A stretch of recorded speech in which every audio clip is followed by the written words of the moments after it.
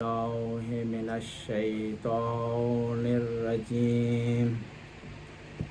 بسم الله الرحمن الرحيم. الحمد لله الذي لا يبلغ مدحته القائلون ولا يؤسي نعمه العادون ولا يؤدي حقه المجتهدون الذي ليس لصفته حد معدود ولا نعت موجود ولا أجل ممدود الذي فطر الخلائق بقدرته ونشر الرياح برحمته ثم الصلاة والسلام على أشرف الأنبياء والمرسلين والقاسم مصطفى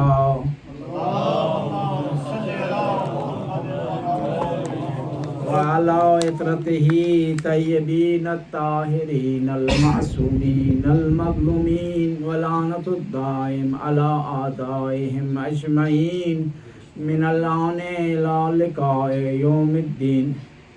بسم الله الرحمن الرحيم. إن الحسين مصباح الهدى والسفينة النجاة. صلوات اللهم صل على محمد. کل کے سلسلے کو آگے بڑھاتے ہیں. کل کی مجلس کا خلاصہ یہ تھا کہ ہم نے امام حسین کی معرفت حاصل کرنی ہے، اور یہ مجالس اسی لیے ہوتی ہیں کہ ہم امام کی معرفت حاصل کریں. ایک دفعہ میں کسی کام کے لیے جلدی میں تھا. ایک شخص میرے پاس آیا. اس نے کہا کہ مجالس میں ہم سنتے ہیں کہ امام کی معرفت حاصل کی جائے، اور اکثر علماء خطبہ اس کا بار بار تکرار اور رپیٹ کرتے ہیں کہ امام کی معرفت حاصل کی جائے. تو آپ مجھے بتائیں کہ امام کی معرفت کیا ہے. اور میرے پاس ٹائم بھی بڑا شارٹ ہے، آپ کو بھی جلدی ہے، مجھے بھی. میں نے کہا اس کے لیے تو لیکچرز چاہیے، ٹائم چاہیے، کئی سیشن چاہیے. میں نے کہا نہیں، مجھے ایک جملے میں بتائیں.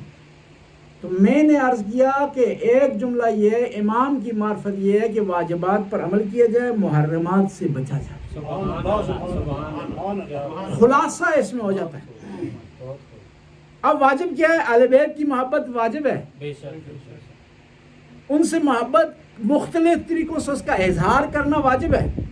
ان کے فضائل میں خوش ہونا واجب ہے. ان کے مصائب میں غم کرنا واجب ہے. شیعتنا خلقوا من فاضل دینتنا یفرحون بفرحنا ویحزنون بحزننا. ہمارے شیعہ دیکھیں آپ کا کتنا بڑا مقام. اہل بیت کے فضائل دور کی بات ہے، شیعہ کے فضائل اگر آپ بیان کریں نا، کتابیں ختم ہو جائیں گی، قلم ختم ہو جائیں گے، سیاہیاں ختم ہو جائیں گی. شیعہ کی فضیلت ختم نہیں ہوگی، بشرطے کہ وہ شیعہ صحیح معنی میں شیعہ ہو. یہ شیعہ اور ہوتا ہے، محب اور ہے. محب میں ذمہ داری نہیں ہے، ایک طرفہ معاملہ ہے نا. بعض کو دو طرفہ معاملہ ہوتا ہے. نکاح میں یہ ہوتا ہے کہ دو طرفہ رضایت ضروری ہے. طلاق شرعی میں دو طرفہ رضایت نہیں ہوتی کہ نیچرل طریقے سے ہو. اگر اختیار نہ دیا گیا ہو، وکالت نہ دی گئی ہو، تو ایک طرفہ ہے. لیکن یہ شیعہ ہونا ہے دو طرفہ ہے. امام رضا تشریف فرمایا، کچھ لوگ آئے ہیں ہمدان سے،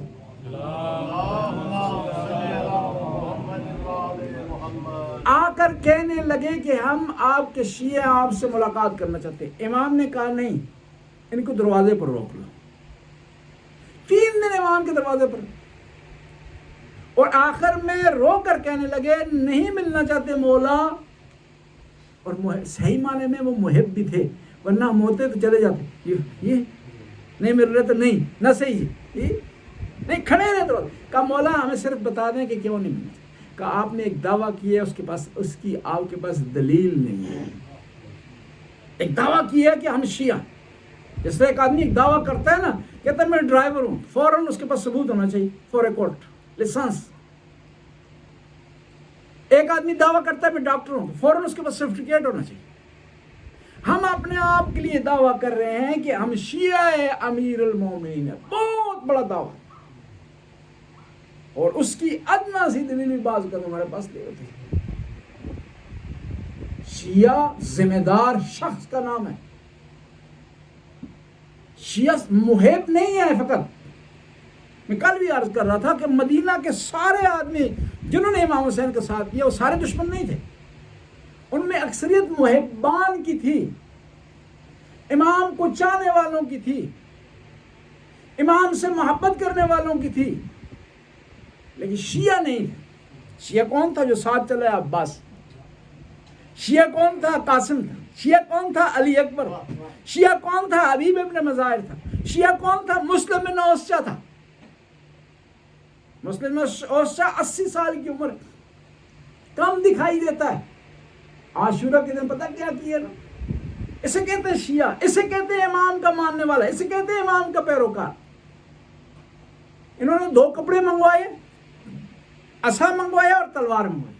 میں آپ سے پوچھتا ہوں کہ ایک آدمی اتنا ضعیف ہو گیا، عصا سے چل رہا ہے، کپڑا کمر سے باندھ رہا ہے کمر کو سیدھا رکھنے کے لیے، اور اپنی آنکھوں کو، ان کے بھنور کو، ان کو اوپر کرنے کے لیے کپڑا باندھ رہا ہے تاکہ اسے دکھائی دے۔ وہ اس لیے نہیں آیا کہ جنگ کا بیلنس تبدیل کرے۔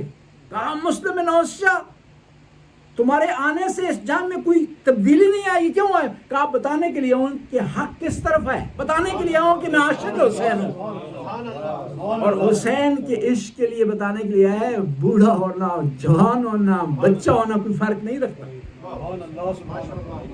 اور یہ بھی نہیں ہے کہ آپ گزشتہ آپ کی ہسٹری ہو شیعہ ہونے کی، کربلا کے میدان نے ثابت کر دیا آپ کسی وقت بھی شیعہ بن سکتے ہیں۔ اس سے پہلے اگر شیعہ نہیں تھے، محب نہیں تھے، اس کے بعد بن سکتے ہیں۔ اور کئی لوگ ایسے تھے جو مدینہ سے ساتھ چلے ہیں لیکن شب عاشور کو چھوڑے، اور اس کے مقابلے میں اور 6 مہینے ساتھ نہیں ہے، بلکہ اور وہ آدمی ہے جو امام کو مجبور کر رہے کہ امام کربلا میں اترے، اور وہ آدمی ہے جو امام کو روک رہا۔ اور بننے میں دیر نہیں لگتی، آج ہی آپ فیصلہ کر سکتے ہیں، شیعہ بن سکتے ہیں، بشرطے کہ ارادہ ہو، بشرطے کہ عزم ہو۔ خدا نے آل بیت کو بھیجا تاکہ دنیا کے سامنے توحید کی پرچار کریں۔ آل بیت نے اپنی پرچار نہیں کی، آل بیت توحید تک پہنچنے کا وسیلہ بنے ہیں۔ ایک مثال کے ذریعے عرض کروں گا۔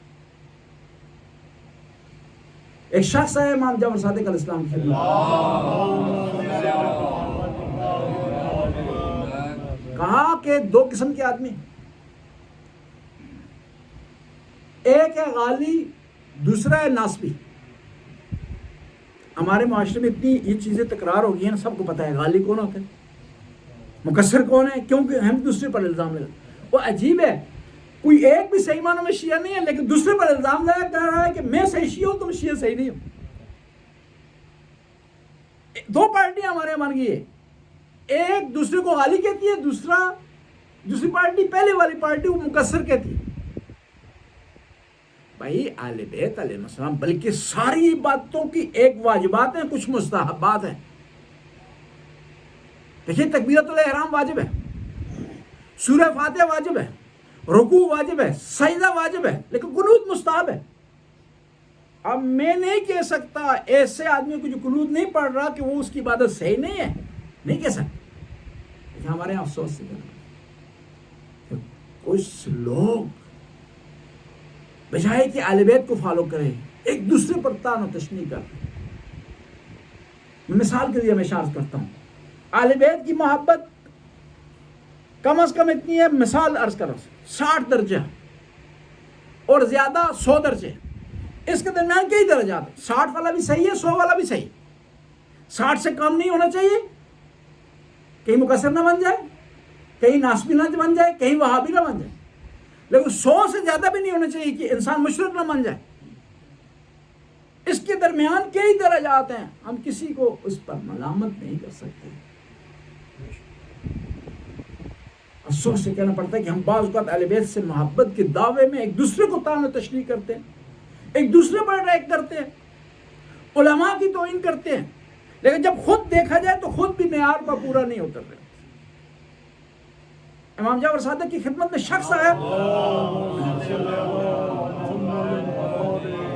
آ کر اس نے کہا کہ دو قسم کے آدمی ہیں، ایک ہے ناسبی، ایک ہے غالی. بچوں کے لیے تعریف کر دیں، ڈیفینیشن کر دیں.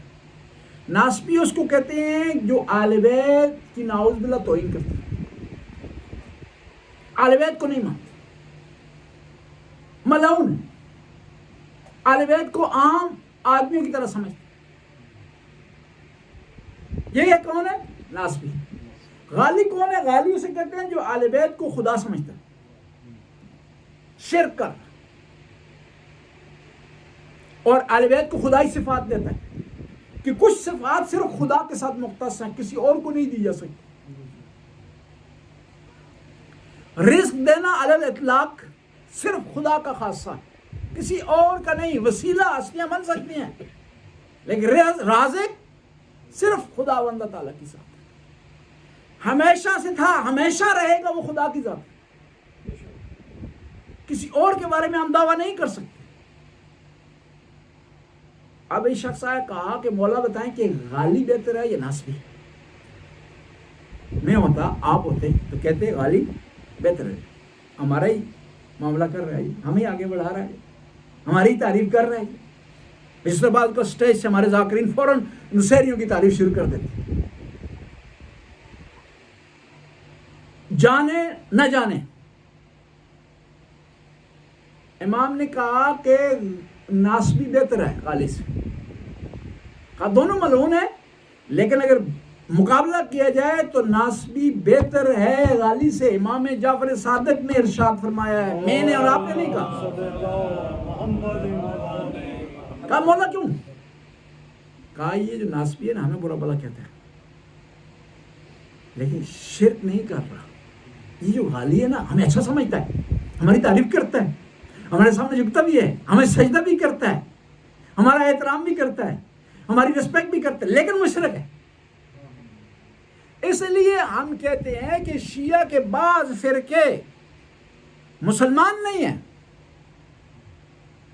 آغا خانی مسلمان نہیں ہے، نصیری مسلمان نہیں ہے. کھل کر بات کرتا ہوں. کیوں مسلمان نہیں ہے؟ کیونکہ انہوں نے شعائر اسلامی کو چھوڑ دیا. ہمارے نزدیک اہل سنت مسلمان ہیں، ان کا ذبیحہ کھایا جا سکتا ہے، ہمارے لیے قابل احترام ہے. علماء نے، مجتہدین نے کہا کہ ہماری جان ہے. لیکن آغا خانی مشرک ہے، نصیری مشرک ہے. شیعوں میں دو صرف ابھی فرقے مسلمان ہیں، ایک اثنا عشری اور زیدی. اب سوال آپ کہیں گے کہ وہ شیعہ پھر کس طرح کے مسلمان نہیں کریے؟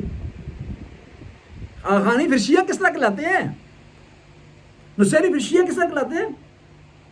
شیعہ کی ڈیفینیشن یہ ہے کہ من فضل علی علی غیرہ من اصحاب الرسول، جو علی علیہ السلام کو دوسرے صحابہ پر فضیلت دے وہ شیعہ ہے. فضیلت دے لیکن امامت کے مقام تک رہے، آگے نہ بڑھے تو وہ شیعہ اثنا عشری ہے. لیکن فضیلت دے کر خدا تک پہنچا دے وہ مسلمان بھی نہیں ہے، شیعہ بھی نہیں ہے، بلکہ کیا ہے؟ نصیری ہے. اور نصیری کو آپ کے امام نے ملعون قرار دیا، آپ کے امام نے. اور پھر ہم نے وہ عمل کرنا ہے جو امام نے بتایا ہے. نہ اس میں کمی کر سکتے ہیں، نہ اس میں زیادتی کر سکتے ہیں، نہ اس کو گھٹا سکتے ہیں، نہ بڑھا سکتے ہیں. یہ معاملہ گھوڑ والا نہیں ہے. گھوڑ والا جو پرانی مثال ہے وہ بھی آج فیل ہو گیا معاملہ. وہ گھوڑ والا شوگر کی سطح پر، یہ پرانے زمانے ہوتا نا جتنا گڑ پاؤ اتنا ہی میٹھا. اب نہیں ہے معاملہ. نماز ناپی تولی ہوئی عبادت ہے. اور شیعوں میں بعض لوگوں نے شروع کر دی، دیکھیں نا، اللہ اکبر، اللہ بھی اس پاک کا نام ہے، مالک بھی اس کا نام ہے، صاحب بھی اس کا نام ہے، محمد بھی اس کا نام ہے، مومن بھی اس کا نام ہے، حی بھی اس کا نام ہے، قیوم بھی اس کا نام ہے. بلکہ مولا امیر المومنین تو دعائے جوشن کبیر میں 1000 نام گن دیے ہیں اللہ کے. پھر بھی فرمایا کیونکہ اس سے زیادہ گنتا تو سمجھنا نہیں تھا مخلوق نے، ورنہ نام خدا کے اس سے بھی بے شمار ہیں. جس طرح خود خدا لامحدود ہے، اس طرح نام بھی اور صفات بھی اس کے لامحدود ہے. اب میں آپ سے سوال کرتا ہوں، اللہ اکبر کہتے ہیں نا جی نماز میں، کہتے ہیں نا جی، ہم اللہ اکبر کے بجائے کہ کہیں گے المالک اکبر ہو سکتا ہے جی؟ نہیں ہو سکتا. نام تو صحیح ہے لیکن اسی نے حکم دیا کہ صرف اللہ کا لفظ آپ نے استعمال کریں. بس نماز میں اپنی طرف سے کوئی چیز ایڈ نہیں کر سکتے. لفظ بھی وہی استعمال کرنا ہے جو خدا نے حکم دیا. ہمارے برادران اہل سنت خدا ان کو سلامت رکھے. نماز میں کیا کہتے ہیں؟ سورہ حمد کے بعد آخر میں کیا پڑھتے ہیں؟ آمین. میں آپ سے پوچھتا ہوں آمین کو برا لفظ ہے؟ نہیں برا. دعا کی قبولیت کے لیے وظیفہ ہے, برا تو نہیں ہے نا جی. پھر آپ کیوں نہیں پڑھتے شیعہ؟ کیونکہ نماز ناپی تولی ہوئی ہے, اس میں انسان کی طرف سے کسی چیز کا اضافہ نہیں ہو سکتا. انسانی کلام کا اضافہ نہیں ہو سکتا. اس لیے ہم شیعہ کہتے ہیں کہ اس سے نماز باطل ہو جاتی ہے. ہمارے برادران سنت بہت زیادہ عبادت کرتے ہیں. رمضان کے مہینے میں نماز پڑھتے ہیں, رمضان میں تراویح. میں آپ سے پوچھتا ہوں نماز پڑھنا برا کام ہے جی؟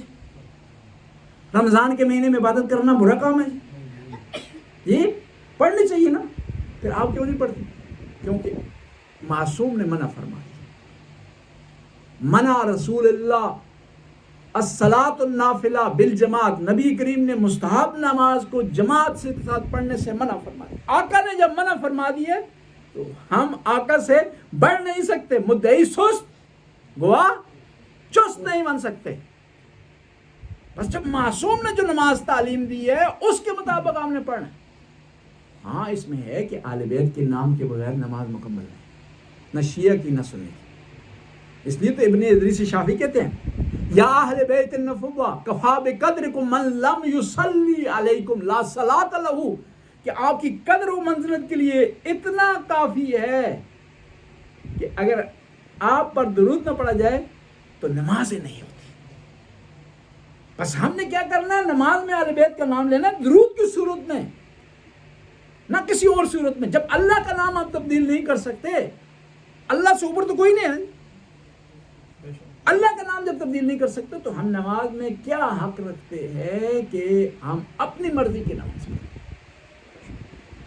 اور پھر ماشاءاللہ علماء نے, نجف نے, قوم نے, پاکستان کے علماء نے خوب اس پر جو ہے سٹینڈ لیا. ورنہ یہ ہوتا کہ آج ہماری نماز ختم ہو جاتی. پرانے زمانے میں کچھ لوگ تھے نا جو نماز کی نفی کرتے تھے. بڑی کوشش کی انہوں نے کہ نماز نہیں پڑھنی چاہیے, اس کے مقابلے میں عزاداری کو کبھی لے آئے, اس کے مقابلے میں مجلس کو کبھی لے آئے, اس کے مقابلے میں دوسری باتوں کو لے آئے. جب وہ ناکام ہو گئی نا, کامیاب نہیں ہوئے, کہ شیعہ قوم عقل مند ہے, سمجھدار ہے, ان کے جھانسے میں نہیں آئی. وہ کہتے رہے شیعہ لوگ نمازیں پڑھتے رہے, بلکہ عزاداری کے دوران نمازیں پڑھتے رہے. تو پھر انہوں نے نئی چال چلی کہ اب جب نماز کو نہیں روکا جا سکتا, شیعہ کو نماز سے دور نہیں کیا جا سکتا, تو کیا کرتے ہیں؟ آئیں خود نماز میں خلل ڈالتے ہیں. اگر علماء نہ روکتے نا تو آج ہماری نماز کے اندر ماتم کو بھی نماز کا حصہ بنا دیا جاتا. ہر عبادت کا اپنا مقام ہے, اپنی حیثیت ہے, اور ایک عبادت کی وجہ سے دوسری عبادت کو نہیں چھوڑا جا سکتا, اور دوسری عبادت کی وجہ سے پہلی عبادت کو نہیں چھوڑا جا سکتا. نماز کا اپنا مقام, عزاداری کا اپنا مقام. بس میں عرض کر رہا تھا کہ امام کی معرفت کیا ہے, امام حسین کی معرفت کیا ہے؟ وہ واجبات پر عمل کرنا اور محرمات سے بچنا.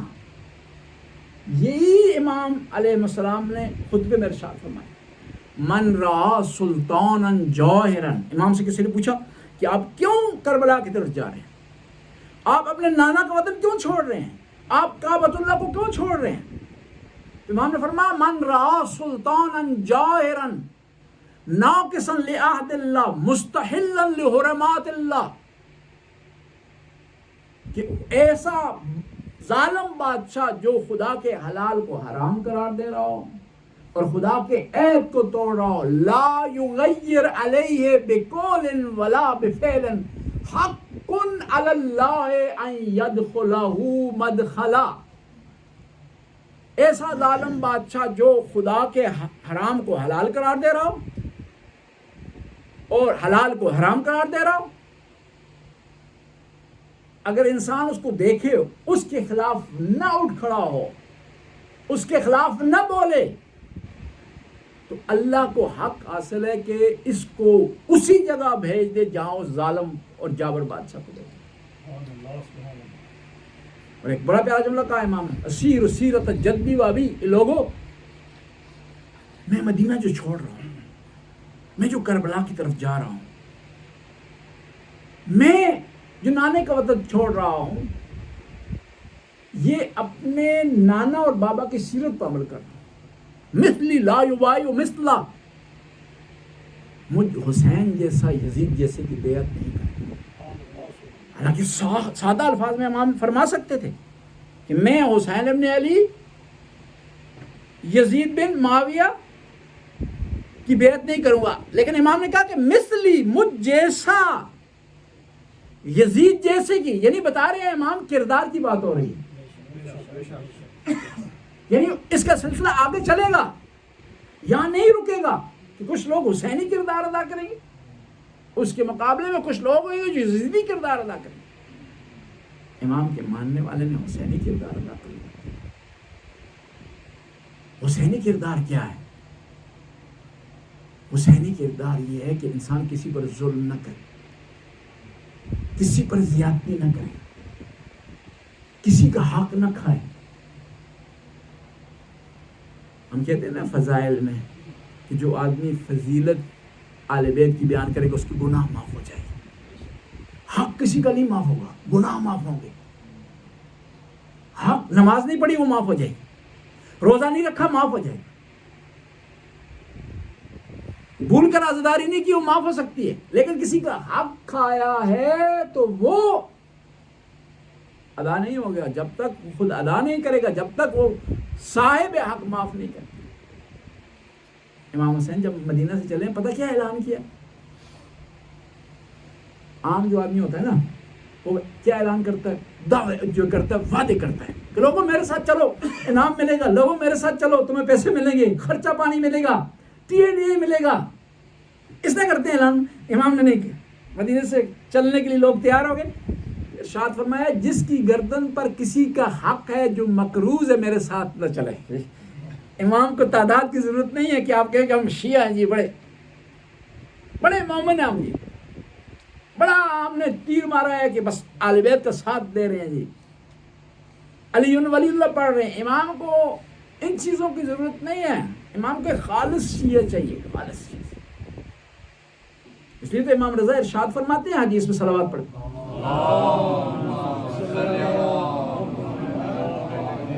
علامات اہل الجنت ثلاثہ، جنتیوں کی 3 علامتیں۔ جنت کا تذکرہ آ گیا نا جی، جنت کا سردار کون ہے جی، جنت تقسیم کرنے والا کون ہے جی۔ اور یہ بھی دیکھیں جنت میں جانے والا اور ہے اور جنت کا مالک اور ہے۔ مثال کے ذریعے کروں، میں آیا ہوں یہاں پر، بڑی خدمت کی ہے رضا شاہ صاحب نے، ملک صاحب نے، رانا صاحب نے۔ یہ جو چیزیں مجھے انہوں نے استعمال کے لیے دی ہیں نا، بستر، بیڈ، یہ وہ، میں ان کو ساتھ لے جا سکتا ہوں، ان کی مہربانی ہو تو لے جا سکتا ہوں، ویسے قانوناً یہاں استفادہ کر سکتا ہوں کیونکہ مالک نہیں ہوں۔ یہ کہیں گے ناروے آپ نہیں لے جا سکتے، کیوں؟ مالک نہیں ہوں، عارضی طور پر استفادہ کر رہا ہوں۔ حضرت آدم جب جنت میں تھے تو جنت کا لباس انہوں کے تن پر تھا، جنت کی رہائش ان کے پاس تھی، جنت کے اسباب ان کے پاس تھے۔ قرآن کہہ رہا ہے جب جنت سے نکلنے لگے کہ خدا کا حکم آیا آدم جنت کا لباس جنت میں اتار دو۔ کہا کیوں؟ کہا مالک نہیں۔ جواب آئے گا جنت کا جو ہے لباس آیا جنت سے باہر جا سکتا ہے؟ بعض کہیں گے نہیں جا سکتا کیونکہ آدم کو کہا اتار دو، لیکن کچھ ہستیاں تھیں انہوں نے مدینے میں منگوایا، کچھ ہستیاں تھیں انہوں نے مدینے میں جنت کا لباس منگوایا اور یہ ثابت کیا کہ آدم مالک نہیں تھے، یہ مالک ہیں۔ اور محمد صلوات۔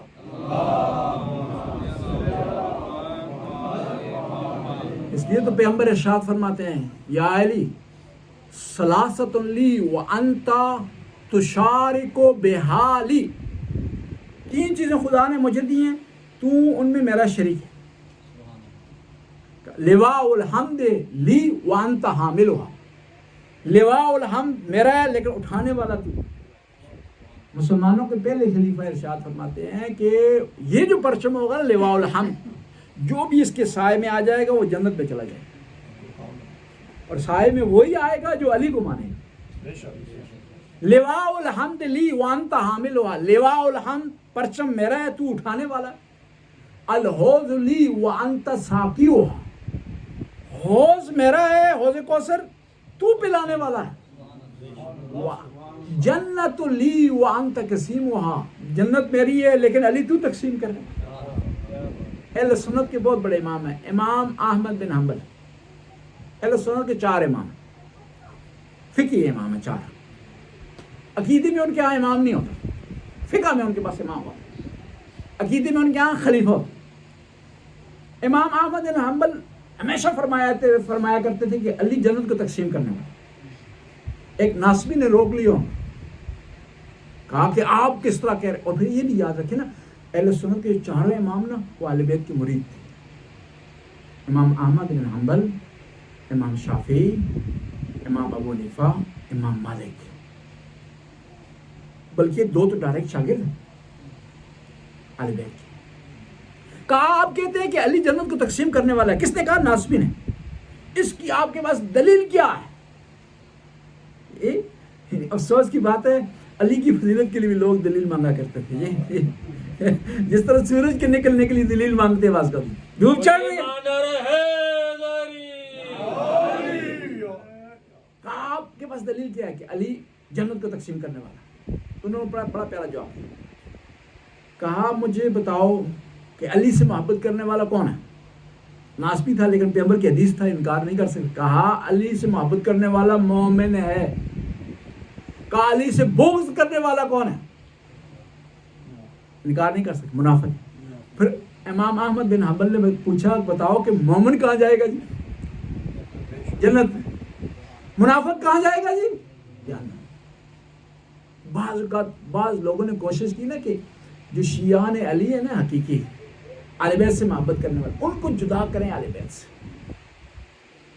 امیر شام نے ایک دفعہ ایک آدمی کو کہا کہ تو نے آج میرے دربار میں ایکٹنگ کرنی ہے اور ایک علی کا ماننے والا آ رہا ہے، اس کو تو نے علی سے جدا کر دینا، علی سے دور کر دینا۔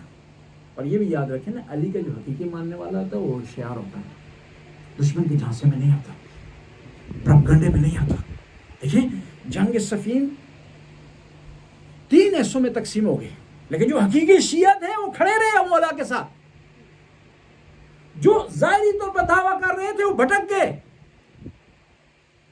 وہ پھر گئے، وہ جھانسے میں آ گئے دشمن کے۔ اور دشمن نے کون سی کمزوری سے فائدہ اٹھایا؟ جو ظاہری طور پر اپنے آپ کو شیعہ کہہ رہے تھے، ان کی کون سی کمزوری سے؟ قرآن کی کمزوری سے فائدہ اٹھایا۔ کیا ہوا؟ ان کو علی سے دور کر دیا۔ دشمن دیکھتا ہے کہ ہماری کمزوری کیا، اس سے وار کرتا ہے۔ دشمن آج دیکھ رہے ہیں ہماری کمزوری اہل بیت سے محبت ہے، اور بعض اوقات اسی محبت کو ہماری خود اہل بیت کے خلاف استعمال کیا جاتا ہے۔ اہل بیت کی محبت کے نام پر علماء پر کیچڑ اچھالا جاتا ہے، اہل بیت کی محبت کے نام پر مجتہدین کو برا بلا کہا جاتا ہے۔ میں پوچھتا ہوں وہ صحیح محب ہے جو اہل بیت کے لیے جان دے رہا ہے، یا جو گھر میں بیٹھے ہوئے نعرے لگا رہا ہے؟ وہ صحیح محب ہے کہ جو جان دے رہا ہے بی بی زینب کے حرم کو بچانے کے لیے، جو جان دے رہا ہے کربلا کے حرم کو بچانے کے لیے۔ تو آج کوشش کریں سمجھیں دشمن کے وار کو، کہ دشمن بعض اوقات آپ کا سجن بن کر کے، دوست بن کر کے، آپ سی کمزوری سے فائدہ اٹھاتے ہوئے آپ کو نقصان پہنچانے کی کوشش کرے۔ تو امیر شام نے ایک آدمی کو سمجھایا کہ آج علی کا ماننے والا، میں آسان الفاظ کر دوں، علی کا ملنگ حقیقی معنی میں ملنگ وہ اسے کہتے ہیں نا جو علی کے لیے سب کچھ قربان کر، وہ ملنگ نہیں جس کے بارے میں یہ کہا جائے ملنگا تو خرچے کو لتنگا، یہ کہا مسجد میں چلنے دو، کہا ملنگوں میں، کہا نماز پڑھو جی ملنگوں میں، کہا مجتہدین کو فالو کرو ملنگوں میں۔ نہیں، ملنگ یہ نہیں ہے۔ ملنگ کون ہے؟ بہلول۔ اگر بہلول کی سیرت چل رہا ہے تو ملنگ ہے واقعی، صحیح معنوں میں. تو یہ علی کا ملنگ تھا. امیر شام کے دربار میں گیا تو اس نے ایک آدمی کو سمجھایا کہ آج تو ایسا کوئی کام کر تاکہ علی کے محبت سے، علی کی محبت سے دستبردار ہو. جب یہ علی کا ملنگ گیا دربار میں تو اس اداکار نے کیا کہا کہ میں نے خواب میں دیکھا ہے، پہلے آئے ہیں اپنے ماننے والوں کے ساتھ جنت میں داخل ہو گئے،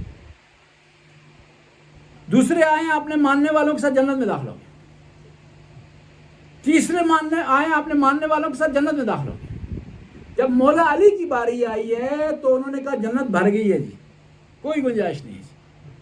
لہذا آپ کیا کریں، علی سے دستبردار ہوں، ان کے ساتھ چلیں جو جنت میں جن کے لیے جگہ ہے.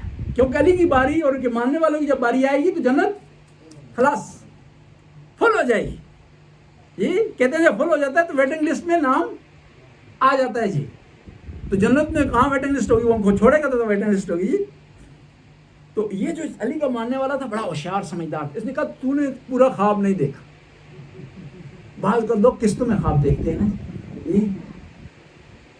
رات کو میں 2 بجے سوئے ہوئے تھے، ایک خاتون نے ناروے میں فون کیا، کہا مولانا صاحب میں نے خواب دیکھا ہے اس کی تعبیر کے. میں نے کہا بی بی آپ سوئیں، صبح انشاءاللہ کٹھی تک. کہا نہیں میں نے ابھی ایک قسط دیکھی ہے، دوسری قسط بھی دیکھوں گی، چاہتی ہوں کہ اس سے پہلے کہ دوسری قسط دیکھوں پہلی قسط کی نتیجہ تعبیر مل جائے. علی کے ملنگ نے کہا کہ تو نے پورا خواب نہیں دیکھا، میں نے اگلا ایسا بھی دیکھا. تو جاگ گیا تھا لیکن میں نے کنٹینیو رکھا ہے. کہا وہ کیا دیکھ؟ کہا جب میرے مولا آئے نا علی علیہ السلام، دیکھیں کہ کہا گیا کہ علی جنت بھر گئی ہے، کوئی گنجائش نہیں، واپس ہو جائیں، ویٹنگ لسٹ میں نام لکھوائیں.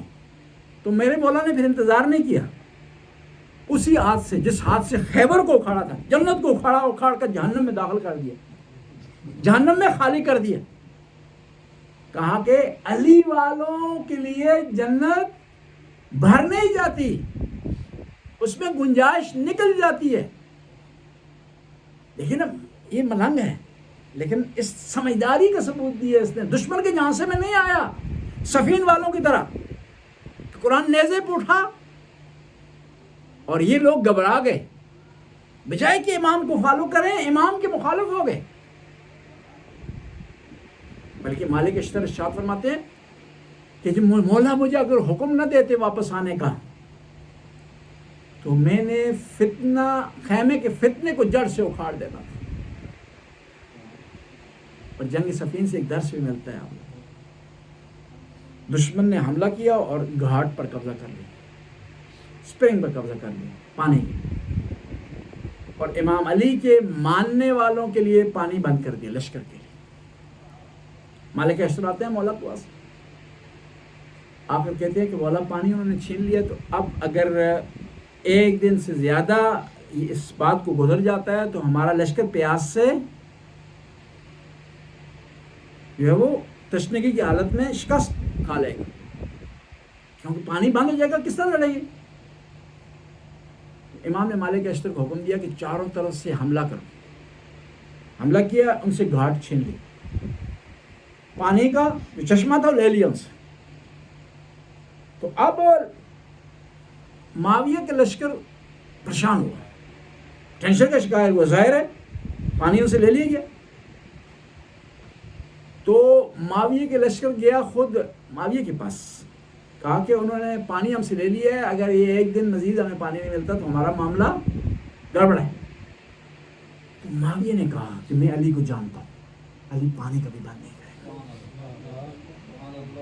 دشمن ہے، مخالف ہے، لیکن کسی حد تک علی کو جانتا ہے، علی کی معرفت رکھتا ہے.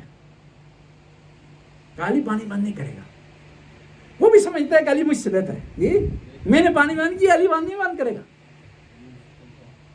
تو ہم اس امام کے ماننے والے ہیں. حتیٰ وہ افراد جو آپ سے بد اخلاقی کریں نا، ان سے بھی کچھ اخلاقی سے پیش. ہمارے علاقے میں ایک سید تھے، وہ شیعہ، پہلے اہل سنت، وہ واپٹر میں کام کرتے تھے، سپرنٹینڈنٹ تھے. تو میں نے ان سے پوچھا کہ سید صاحب آپ جو ہے پہلے آپ کا تعلق اہل سنت سے تھا، اب آپ شیعہ ہو گئے ہیں، تو آپ کی زندگی میں کیا تبدیلی آئی؟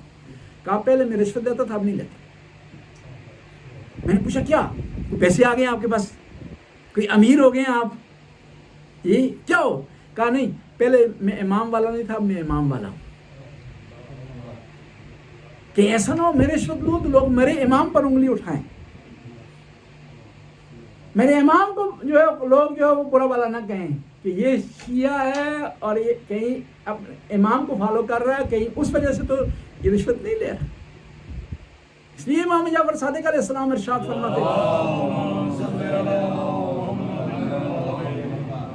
ارشاد فرماتے ہیں کہ ہمارے شیعوں اگر باہر سے کوئی آدمی کسی محلے میں آئے اور کہے کہ میرے پاس کوئی امانت ہے, لوگوں سے سوال کرے یہ امانت کس کے پاس رکھواؤں, تو پورے محلے والے شیعہ سنی سارے مل کر مسلمان غیر یہ کہیں کہ فلاں آدمی امام جعفر صادق کا شیعہ ہے, اس سے بڑا کوئی امین نہیں,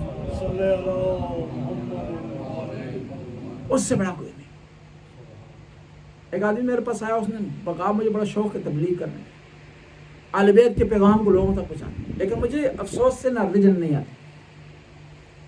میں نے کہا نہ ریلیجن کی ضرورت نہیں ہے اس کے لیے, اور تو بہتر ہے تمہارا عمل تبلیغ ہو سکتا ہے, تمہارا عمل تبلیغ ہو سکتا ہے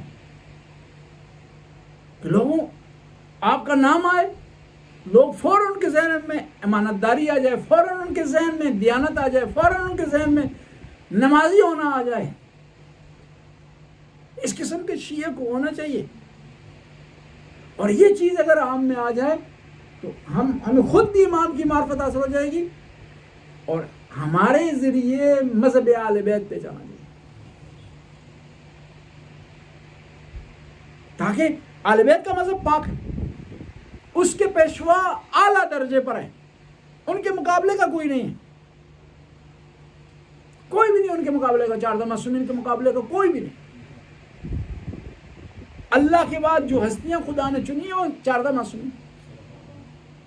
جب ہم یہ دعویٰ کر رہے ہیں اور یہ دعویٰ ثابت بھی کر رہے ہیں, اور ثابت بھی ہے اور یقینی بھی ہے کہ ہمارے پیشواؤں سے بڑھ کر کوئی نہیں ہے, تو جب امت کے درمیان بات آئے تو ہمیں بھی کوئی مقام ہونا چاہیے ہمارے پاس.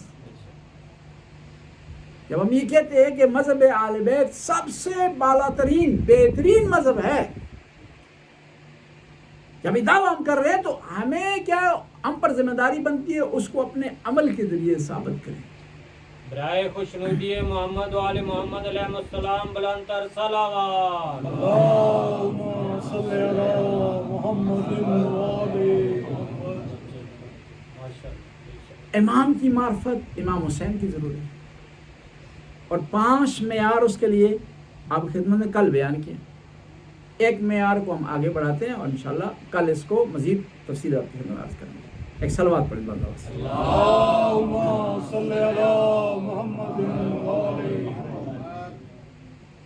انسان کی پہچان کے لیے سب سے اعلیٰ افضل اور پہلا معیار یہ ہے کہ آپ نے کیا دیکھنا ہے کہ وہ کس کا وارث ہے. جینیٹک لحاظ سے آپ نے دیکھنا ہے اس کے آباء و اجداد کون. تو امام حسین کا اگر پہچاننا ہے تو ضروری ہے کہ محمد مصطفیٰ کی معرفت حاصل کریں, ضروری ہے علی مرتضیٰ کی معرفت حاصل کریں, ضروری ہے فاطمہ الزہرا سلام اللہ علیہ کی معرفت حاصل کریں. اور اہل بیت علیہ السلام کے فضائل 2 طرح کے ہیں. ایک وہ فضائل ہیں اہل بیت کے جو خدا نے انہیں دیے ہیں اور فضیلت کی حد تک ہے ہم ان کو نہیں اپنا سکتے. مثلا چاند کے 2 ٹکڑے کرنا ہمارے پاس کی بات نہیں, اور نہ ہی ہمارے لیے واجب ہے کہ ہم اس کو فالو کریں, اور نہ ہی کر سکتے. سورج کو پلٹانا یہ ہمارے اختیار میں نہیں ہے, معجزات دکھانا یہ ہمارے اختیار میں نہیں ہے. لیکن کچھ فضیلتیں اہل بیت کی ایسی ہیں جو اہل بیت نے حاصل کی ہیں, اور حاصل بھی اس لیے کی ہیں فضیلتیں تاکہ ہم اس کی پیروی کریں. وہ کون سی فضیلتیں ہیں؟ وہ تقوی کی فضیلت ہے, وہ اخلاق کی فضیلت ہے, وہ علم کی فضیلت ہے, وہ دوسروں کے حقوق کی پاسداری کی فضیلت ہے. اور یہاں پر ایک سوال پیدا ہوتا ہے کہ اہل بیت کی جو عصمت ہے, عصمت کبریٰ, وہ آیا اکتسابی ہے یا وہابی ہے؟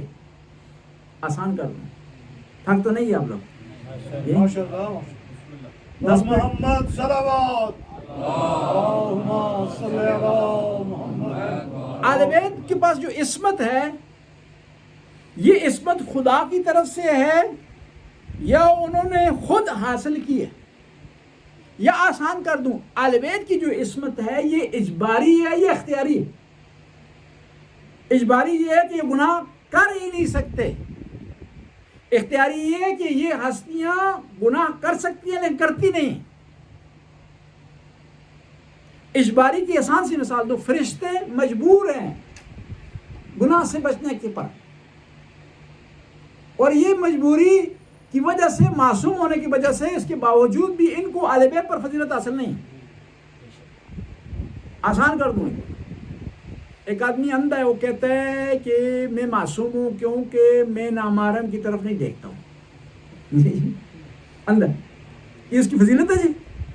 نہیں۔ ایک آدمی زبان ہی نہیں ہے اس کی، کہتا ہے میں غیبت نہیں کرتا ہوں جی،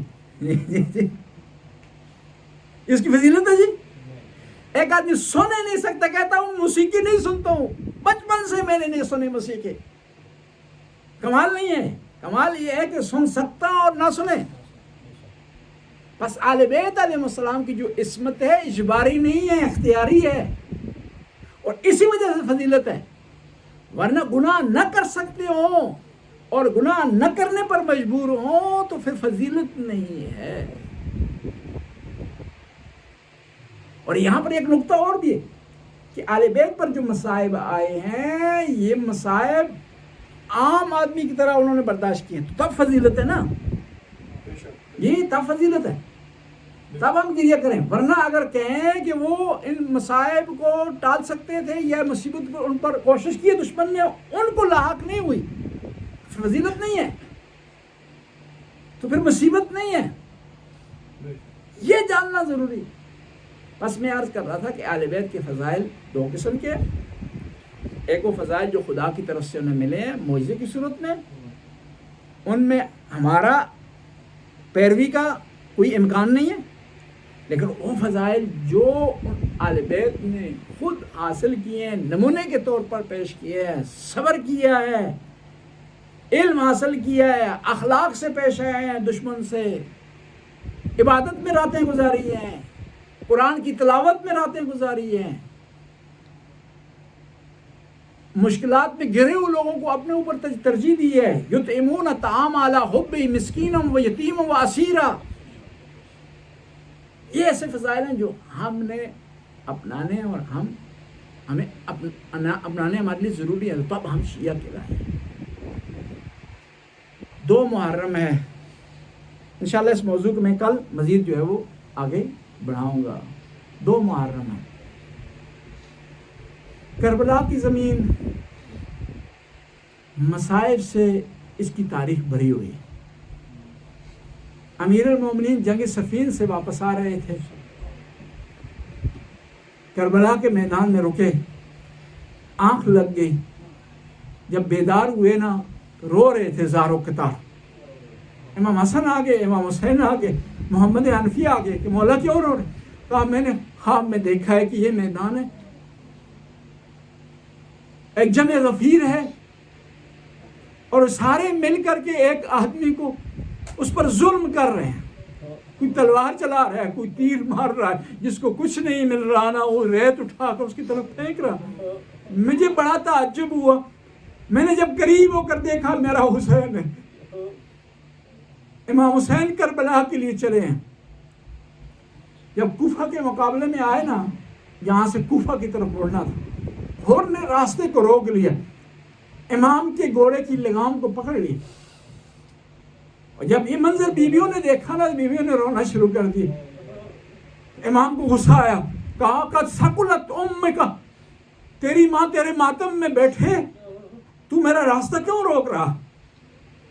حیا والا تھا نا، حلالی تھا، پتہ کیا کہا یا ابن رسول اللہ، آپ کی والدہ وہ ہیں جن کا نام میں وضو کے بغیر نہیں لے سکتا ہوں، اس لیے جواب نہیں دے رہا ہوں۔ آپ نے میری ماں کا نام لیا ہے، میں بھی جواب دے سکتا تھا، لیکن میں آپ کی والدہ کا نام نہیں لے سکتا۔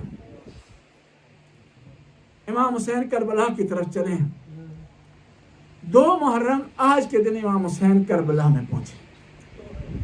کربلا میں جب امام حسین علیہ السلام پہنچے ہیں تو لوگوں سے پوچھا ہے اس زمین کا کیا نام ہے؟ کسی نے کہا غازریہ ہے، کسی نے کہا نینوا ہے، امام نے کہا کوئی اور نام، کہا اس کا نام کربلا ہے۔ تو امام نے کہا ہذا کربلا، یہ وہ زمین ہے جہاں پر 200 سے زیادہ انبیاء کا خون بہا گیا ہے، یہ وہ زمین ہے جہاں ہمارا خون بہایا جائے گا، یہ وہ زمین ہے جہاں میرا علی اکبر مارا جائے گا، یہ وہ زمین ہے جہاں پر میرا قاسم مارا جائے گا، یہ وہ زمین ہے جہاں پر میرے عباس کے بازو کٹ جائیں گے۔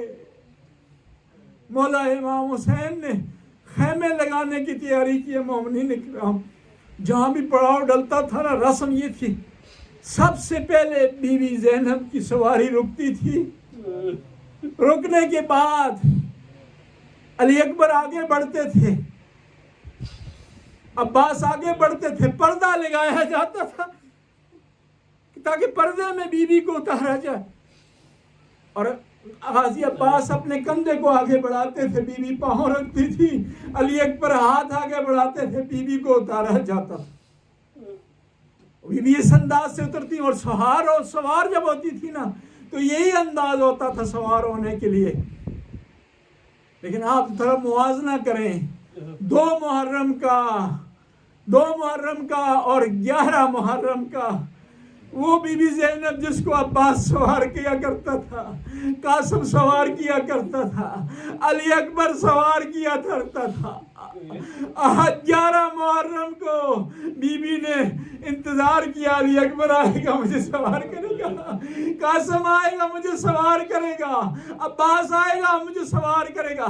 وَنَظَرَتِ إِلَىٰ يَمِينِهَا وَشِمَالِهَا، بی بی نے اپنے دائیں طرف دیکھا، بائیں طرف دیکھا، آواز دی میرا علی اکبر کہاں جو بی کو سوار کرے، اور میرا عباس بھائیا کہاں ہے، تیری بہن آج اکیلے سوار ہونے کو جا رہی۔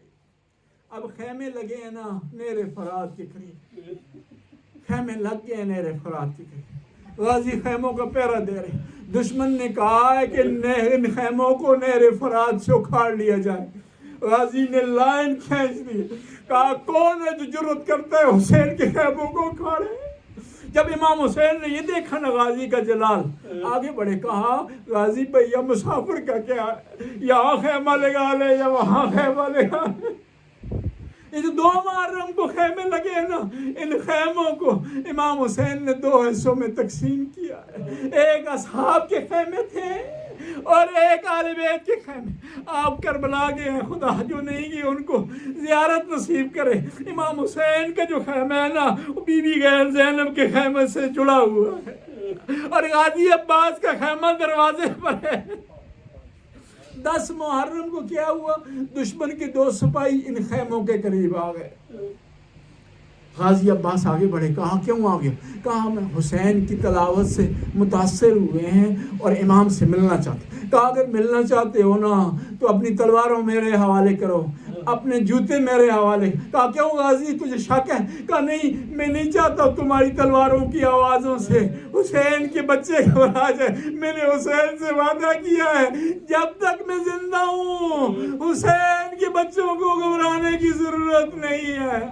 اللہ لعنت اللہ قوم الظالمین فسیعلم الذین یمنکون من ینکم۔ خدا اس کلیل سی حاضر کو قبول و منظور فرما، ہمارے گناہوں سے درگزر فرما، نیک کام کرنے کی توفیق عطا فرما، برائیوں سے بچنے کی توفیق۔ یا اللہ حاضرین کی توفیقات میں اضافہ فرما، رزق میں وسعت عطا فرما، اولاد کو نیک اور صالح بنا، مرحومین کی مغفرت فرما، ان کے درجات کو بلند فرما۔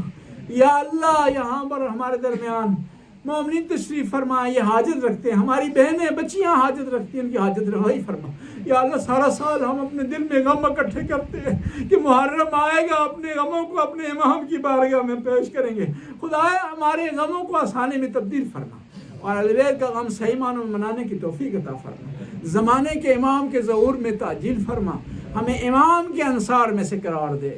یا اللہ جو مومنین و مومنات یا تشریف فرما، بیماروں نے شفائے کاملہ و عاجلہ عطا فرما، بیمار کربلا کی بیماری کے واسطہ میں شفائے کاملہ و عاجلہ عطا فرما۔ یا اللہ تو غفور رحیم ہے، اس مرکز کے لیے جو کام کر رہے ہیں، کوشش کر رہے ہیں، چندہ یہاں دے رہے ہیں، ان کی توفیقات میں اضافہ فرما، اس کے انہیں دگنا چگنا عطا فرما۔ ان کے رزق میں وسعت عطا فرما، ان کی مرحومین کی بخشش فرما۔ یا اللہ تو غفور رحیم، رحم کرنے والا ہے، کرم کرنے والا ہے۔ یا اللہ دنیا میں اس وقت جلوس ہیں، مجلسیں ہیں، عزاداری ہو رہی ہے، ان عزاداریوں کی مجالس کی حفاظت فرما، عزاداروں کے عزاداری کو قبول فرما، ان کے پرسے کو قبول فرما، ذاکرین کی پڑھائی کو قبول فرما، خطباء کی تقاریر کو قبول فرما، ہماری تقاریر میں خدایا خلوص عطا فرما، ہماری تقاریر کو ریاکاری سے محفوظ فرما۔ ربنا آتنا فی الدنیا حسنہ وفی الآخرۃ حسنہ وقنا عذاب النار۔ اللہم صلی علی محمد۔ ماتم حسین، یا حسین، یا حسین۔